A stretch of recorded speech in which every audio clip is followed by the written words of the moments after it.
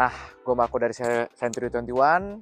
Di video kali ini, gue pengen bagi-bagi tips gimana agar rumah kita itu lebih cepat terjual. Jadi, tips-tips ini itu berdasarkan pengalaman gue ya. Jadi, pengalaman gue, dimana gue ngeliat mana sih rumah-rumah yang banyak diminati, lebih cepat terjual dari rumah-rumah lainnya. Jadi, apa aja sih tips-tipsnya? Yuk kita bahas bareng. Tapi sebelumnya, gue mau kasih tahu dulu ya, tips ini tuh juga berdasarkan strategi marketing yang banyak digunakan oleh perusahaan-perusahaan besar dalam memasarkan produknya. Strategi ini dinamakan 4Ps ya, mungkin ada pernah dengar juga. Jadi 4P, product, place, promotion, dan juga price terakhir. Tips yang pertama itu bersihkan dan renovasi rumah kamu sebelum kamu pasarin rumah tersebut. Nah, untuk tips ini dia masuk ke P-nya yang produk ya. Jadi the product itself sebenarnya udah ready belum sih? Udah bagus dan udah berkualitas belum sih untuk dipasarkan? Calon pembeli itu menurut gua kadang-kadang ada yang nggak bisa ngeliat potensi rumah tersebut. Oke, mungkin rumah tersebut sekarang lagi kotor, berantakan, banyak perlu renovasi, tapi setelah nanti direnovasi, dibersihkan, rumah itu bisa jadi bagus.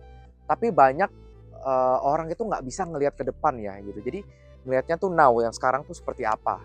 Dia nggak bisa membayangkan mungkin ke depan rumah ini bakal bagus atau potensinya seperti apa. Karena buyer itu membeli rumah menggunakan feeling ya. Jadi kalau feelingnya sekarang udah atau masih nggak enak, ya dia nggak akan merasa comfortable untuk membeli rumah tersebut. Dan feelingnya tersebut didapatnya menggunakan panca inderanya mereka ya. Jadi panca inderanya nanti yang membentuk feeling mereka suka nggak sama rumah tersebut. Panca indera yang paling sering digunakan oleh calon pembeli adalah yang udah pasti mata lah ya, karena mereka melihat secara visual dari rumah tersebut. Yang kedua, mereka juga sering menggunakan telinga, jadi mereka juga ngejudge ya, atau menilai properti ini berisik nggak sih. Jadi kalau misalnya properti itu tangganya berisik dan lingkungannya berisik, yang mereka lebih jadi faktor tersendiri untuk tidak membeli rumah ini ya.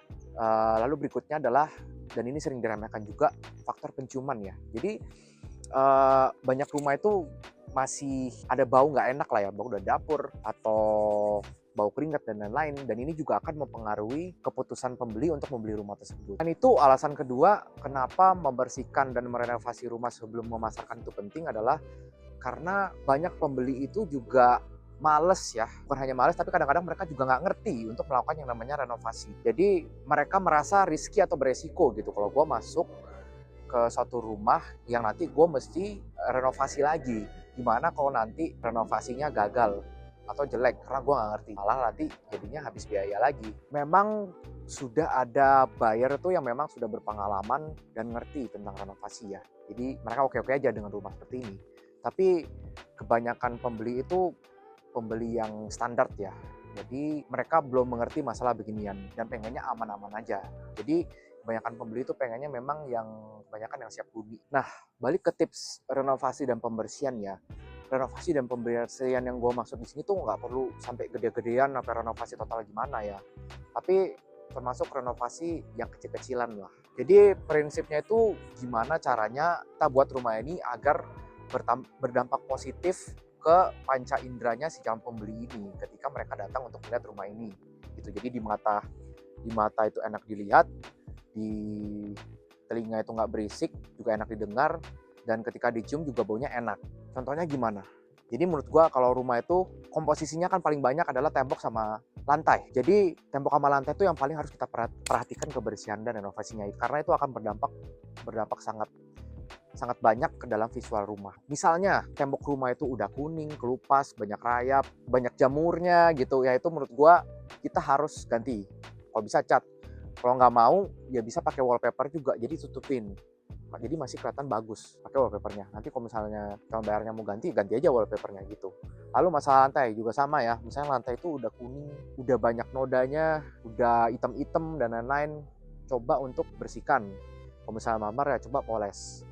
Kadang-kadang katanya sepele ya, cuma pembersihan minor seperti ini tuh akan berdampak sangat positif pada rumah sebenarnya. Dan perbaikan minor seperti ini tuh sebenarnya biayanya nggak mahal ya. Apalagi kalau kita bandingkan dengan apa yang nanti kita dapatkan ya kan, karena rumahnya memberikan value yang lebih, karena lebih bagus. Nah, ini contohnya ya untuk rumah yang sebelum dibersihkan dan setelah dibersihkan. Lalu ini untuk contoh rumah yang sebelum lantainya dipoles dan setelah lantainya dipoles. Gimana? Beda jauh kan kualitasnya setelah dilakukan yang namanya pembersihan dan renovasi seperti tadi. Jauh lebih bagus kan? Dan pasti value rumah juga pasti lebih naik. Lalu tips kedua itu berhubungan dengan media yang nanti dipakai sebagai bahan untuk promosi ya. Jadi media yang di sini dimaksud di sini adalah foto dan video. Nah, yang paling harus dipunyai itu foto lah ya. Kalau video is nice to have. Kalau kalian memang bisa join ya bagus. Kalau enggak pokoknya foto harus. Jadi gini, kenapa penting? Karena rumah bagus ya. Kalau foto dan videonya jelek, jadinya jelek juga. Jadi ini penting banget untuk diperhatikan. Yang pertama, kita coba bahas dari foto dulu ya. Jadi definisi foto yang bagus itu seperti apa sih? Nah, foto yang bagus itu punya 4 komponen. Yang pertama itu adalah dari kejelasan fotonya dan kejernihan fotonya.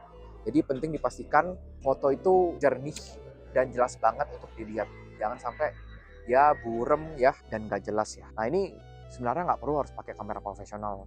Pakai kamera HP yang zaman sekarang juga udah bagus-bagus dan bisa dapat yang HD punya gitu. Jadi jelas. Lalu komponen yang kedua itu adalah lightning. Jadi pastikan cahaya itu ada atau dan terang ketika kamu mengambil foto tersebut. Karena kalau gelap nanti balik lagi jadinya nggak jelas ya. Jadi ambil foto pada siang hari, jangan waktu lagi sore atau malam. Jadi siang ketika waktu lagi terang, tambahin lampu juga. Jadi properti kamu itu kelihatannya terang dan jelas. Lalu yang ketiga itu adalah dari segi kerapian. Jadi rumah kalau nggak rapi, berantakan, banyak barang sana sini, pasti fotonya jelek. Dilihat di foto tuh jelek, nggak profesional. Jadinya nanti nggak menarik. Jadi coba sebelum kamu foto, bersihin dulu aja, beresin barang-barang yang berantakan itu, dirapihin, ditaruh secara rapi dan juga dalam kompartemen yang nggak kelihatan. Jadi ketika di foto itu bagus ya. Lalu komponen yang terakhir itu angle foto atau sudut pandang dari foto tersebut. Menurut gua angle yang optimal itu dia agak jauh. Tapi yang gak kalah penting juga, jangan sampai cuma ngambil angle itu dari satu ya. Misalnya ini ruang tamu, cuma ngambil dari sini. Tapi ngambil dari 4 sudut kalau bisa.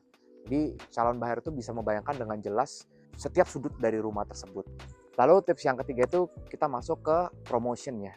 Jadi tempat atau platform apa yang bisa kita gunakan untuk mempromosikan rumah kita.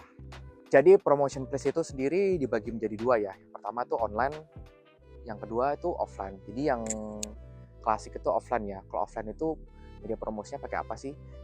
Pakai banner, salah satunya pakai brosur juga, atau bisa di koran, radio, dan juga mulut ke mulut. Lalu kalau online itu bisa di OLX ya. OLX untuk yang pemilik bisa di OLX, bisa juga di Instagram, Facebook, YouTube, Twitter, TikTok, dan lain-lain lah. Banyak banget media sosial. Dan kedua platform ini punya plus dan minus masing-masing ya. Kita mulai dari banner atau media offline lainnya. Jadi media offline lainnya itu plusnya di mana sih? Plusnya itu kalau misalnya calon buyer lagi canvassing, mau lagi cari rumah, misalnya di perumahan yang sedang kalian tempatin, kalau misalnya rumah kalian ada banner, ya itu langsung kelihatan ya bahwa rumah kalian itu dijual. Nah di situ nanti bakal bisa banyak traffic dari orang-orang yang emang canvassing. Sedangkan kalau di online itu kan saingannya banyak banget tuh di online yang yang pasang rumah mereka untuk dijual di online atau di OLX.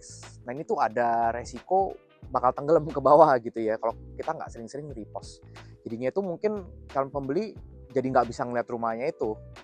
Nah media offline seperti banner itu nggak akan mengalami problem seperti ini ya, karena kan kalian tempel depan rumah ya akan di situ terus. Jadi kalau bayar lewat ya akan lihat. Tapi kalau kita ngomongin number dan kuantitas, pasti buyer yang mencari rumah secara online itu akan lebih banyak daripada yang canvassing. Karena apa? Karena online kan gampang ya, praktis, cepat, nggak ribet gitu. Jadi dan orang juga bisa filter, pengen cari rumah yang sesuai dengan keinginan dia. Jadi kadang ya orang males lah keluar atau canvassing. Jadi banyakkan yang lewat online aja. Jadi sebaiknya pakai yang mana dong? Pakai dua-duanya, jangan pilih salah satu. Pakai aja dua-duanya karena dua-duanya punya plus minus yang berbeda, punya fungsi yang berbeda juga. Lalu yang terakhir ya, kita sampai ke P yang terakhir, yaitu price atau harga. Mempasang harga yang tepat itu penting ya, karena kalau kita pasang harga realistis, jangankan ada yang beli ya, inquiry yang masuk itu bisa juga nggak ada gitu, karena calon pembeli itu ngelihat harganya itu nggak masuk akal gitu. Jadi untuk menentukan harga yang tepat, cobalah untuk melakukan research terlebih dahulu gitu. Jadi research-nya gimana, coba lihat pasaran, harga pasaran. Bisa dari online, bisa juga dari offline kita tanya-tanya tetangga kita. Atau misalnya kalian menggunakan agent, coba tanyakan agentnya. Kira-kira harga pasaran untuk rumah, seperti rumah saya itu di lokasi ini dan perumahannya itu berapa ya? Harga yang bagus itu nggak perlu harus banding harga ya. Jadi harga yang optimal itu menurut saya adalah di atas sedikit dari harga pasaran. Contoh, misalnya harga pasaran di perumahan ini tuh sekitar 4,5 M. Nah, menurut saya coba pasang di harga 5 M dulu. Jadi ada ruang untuk negosiasi. Kenapa? Karena selama pengalaman saya menjual rumah ya, nggak ada orang yang membeli rumah dengan harga yang sudah tertera. Pasti semuanya nego. Doesn't matter seberapa murah, pasti semuanya dinegoin lagi. Jadi ketika Anda memasang harga, cobalah kasih ruang untuk negosiasi. Tapi itu kalau misalnya nggak urgent ya, taruh di 5M. Tapi kalau misalnya lagi urgent banget, lagi butuh dana banget, bisa taruh di 4,7M. Jadi pasar itu sangat sensitif ya terhadap harga seperti kita ketahui. Jadi memasang harga yang tepat itu sangat penting. Karena apa? Karena kompetisi dalam menjual rumah itu kan sangat ketat ya, banyak banget rumah yang dijual di sini. Jadi pembeli pasti memilih harga yang lebih menarik.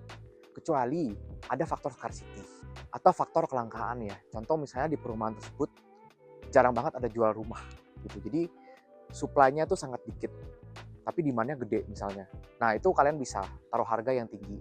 Lalu berikutnya ya, kalau misalnya kita punya rumah, kita punya value atau nilai lebih yang bisa kita tonjolkan, dan rumah-rumah lain itu nggak punya value kita tersebut, itu bisa kita naikin harga ya, atau taruh harga lebih tinggi dari rumah lain.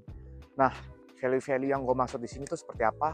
Yang pertama tuh dari segi eksternal, faktor eksternal dulu ya, dari segi kompleknya bagus apa enggak, ya kan? Bisa aja komplek ini lebih bagus dari komplek-komplek lainnya yang ada di daerah situ.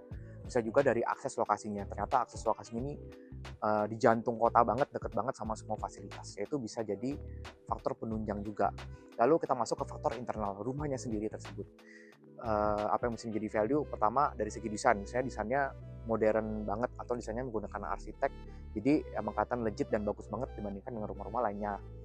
Lalu bisa juga dari segi fasilitas dan amenities yang ada di rumah tersebut ya. Contohnya misalnya ada lift, ada kolam renang, ada gym. Ya itu jelas jadi value penunjang banget ke rumah itu.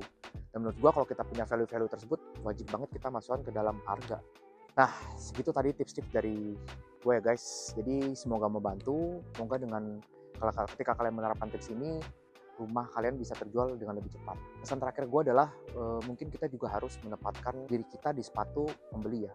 Ketika kita pengen membeli rumah, pasti kita akan mengconsider banyak banget faktor. Pasti kita akan sangat berhati-hati karena kita nggak mau salah beli rumah ya. Pertama karena rumah itu mahal, kedua karena kita mengharuskan banyak banget hidup kita di rumah dan kita pasti maunya jangka panjang.